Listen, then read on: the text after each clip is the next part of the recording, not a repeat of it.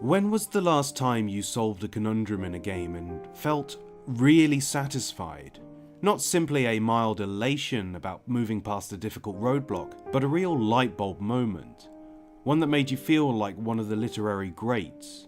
Sherlock Holmes, Hercule Poirot, Axel Foley. Interactive murder mystery titles are great fun, but often their ability to render an authentic detective experience is hamstrung by their stubborn adherence to the invisible rules of gaming, ones that push for a tangible feedback loop at their core and a rigid fail state that punishes the player for not making the correct deductions. Not deal breakers, certainly, but bad habits that made some yearn for a more organic approach to the experience. In 2015, they launched a quiet, low-budget digital offering that grabbed the genre by the lapels and gave it a hefty kick up the arse. The recipient of critical fanfare previously reserved only for the gods and countless industry accolades, it forced us to rethink everything we knew about gaming. The title in question is Her Story, and yes, it really is that good. You think it's murder? Clearly it's murder. What can I do to help? A straightforward premise. You are tasked with sorting through a database of footage from several interviews with the wife of a man who has gone missing, and as it later turns out, has been murdered. With nothing to go on but scant few video clips, the only route to figuring out what the hell is going on is to keep an ear open for key phrases uttered by the interviewee, Hannah Smith. Typing certain words into the search bar will uncover more video clips that dive deeper into the mystery of her husband's disappearance. In Her Story, developer Sam Barlow has created something deceptively clever, and I would highly recommend you check out Mark Brown's breakdown of the game if you haven't already done so. It paints the picture of a developer who has found a way to anticipate even the most out there of critical minds, and in turn limit the impact of trial by fire methodology on the game's intended experience. What's particularly striking about Her Story is how little it needs the exuberant contrivances found in other games. Silly little things like pacing, structure, a role for the player to inhabit within that world.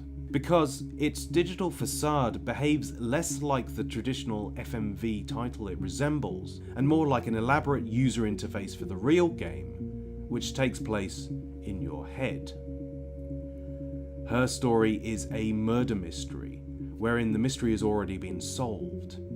You're not the lead detective, rather a mild-mannered admin assistant tasked with organising a database. This may seem like stating the bloody obvious given the game's established ludonarrative, but it goes deeper than just a surface-level catalyst for interaction. These video clips you are tasked with sorting through are party to a form of curated randomization, to such a degree that it's not immediately clear why Hannah is being interviewed. A fragmented timeline offers moments from before and after the discovery of Simon Smith's body, with a generous helping of dead ends and Easter eggs to keep you guessing. With no prompts, your first goal is to establish what crime has been committed, who the victim is, what relation the interviewee, and so forth. From those first meagre crumbs of knowledge spring forth a vast web of keywords, red herrings, and golden opportunities for that very genuine eureka moment that is missing from so many games. Were Her Story framed like a conventional murder mystery, I don't think this setup would work. You'd have to establish from the start what the motivation for the player is. There would have to be a method for collating clues and, at the denouement, a system in place to let the player firmly resolve the mystery. A big medal for cracking the case, or a slapped wrist for a wrongful accusation, inadvertently crafting the sensation of being led by the hand on a guided tour through someone else's brilliant mind. Instead, free from the burden of actually having to solve the case, what Her Story achieves so masterfully with so little on show is allowing the player to figure things out for themselves.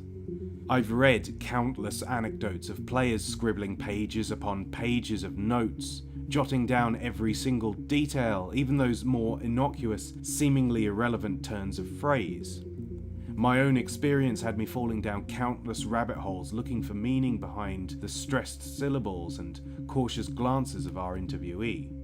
And we should thank Viva Seifert for that. Her performance hinged on her understanding of the medium and what she needed to convey to an actively scrutinising audience. That she took the place of what would normally be a stilted mechanical aspect, while still delivering a natural and believable performance, is alone worthy of merit. Her story is a wildly atypical interactive experience.